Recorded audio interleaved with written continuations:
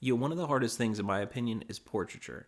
And the reason is because when you have a human as your distinct subject, it's super hard to have them appreciate the same photos that you appreciate. That meaning, like, when you get done with the process and you edit up these photos, they might not like those at all. They might like something else, or they might not like any of them. So I wanted to talk to you about that because sometimes that can be an inspiration killer, and it's something that I've had to deal with personally. So I wanted to give you my perspective on it. So if that interests you, stick around and let's talk about it.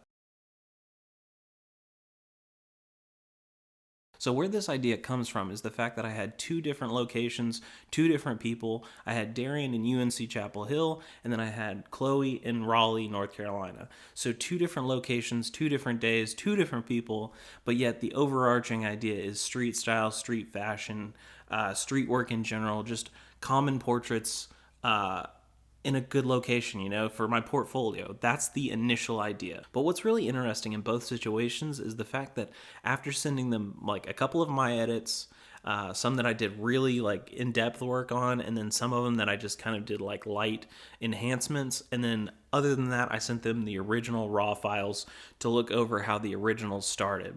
So you have essentially the same process, but at the end of both of them, when I showed them the ones that I did the most work on because those were my favorites, they like different ones than the ones that I chose. And that can be the inspiration killer because we have the ones that we worked the hardest on, and those weren't the ones that they selected. And that can be one of those times where, as a photographer or as an artist in general, if you put out music and somebody doesn't like that song versus something else, and you worked way harder on that, or like if you were like a YouTuber or a TikToker or any other social media artist, and you put all of your effort into a single piece and it flops, and then you put out a 2-second thing that took no time at all and it skyrockets, it almost feels like you shouldn't put in any kind of effort at all because it doesn't matter anyway, right?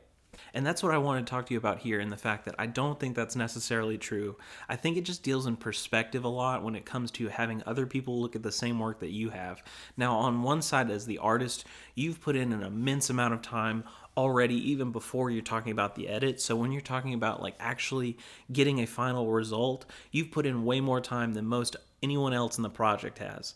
Even the model themselves only had to be there for the day, and unless they're doing any sorts of edits after the fact, you've put in like double time. So think about that you've put in more of your time than anyone else. So you're going to be more invested than most everybody else, especially anyone that's looking on as like a third party. So not you or the model. You're talking about like critics or your friends or family or whoever else sees it on social media. They basically have seen it for 2 seconds. And that itself is where the issue comes from. I think when we're dealing with photography and we kick out a bunch of photos and the ones that we choose aren't liked, especially by the client, and they like something else, it can be like so detrimental to our creativity because like those are the ones we worked the hardest on, and they didn't like them at all, or they liked them, but they weren't their favorites like they were ours. So I want to tell you this because it happens to everyone, I think, as far as like artists in general. And the reason is because you have 3 different perspectives seeing the same piece of media. So you have the artist who sees it as their creation or their work. You have the model who sees it as the work of them.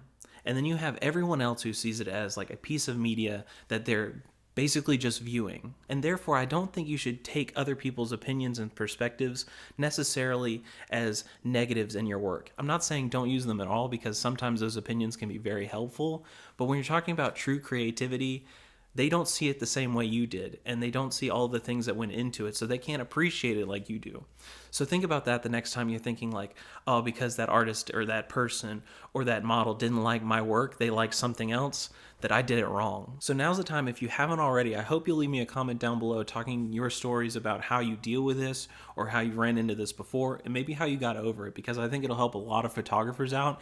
And if you're watching this video, go down in the comments below and read some of these, because I promise everyone else has ran into the same issues you have. And also, if you haven't already, I hope you will like and subscribe, letting me know that you like this kind of content, that it helps you out and it inspires your work like it does mine.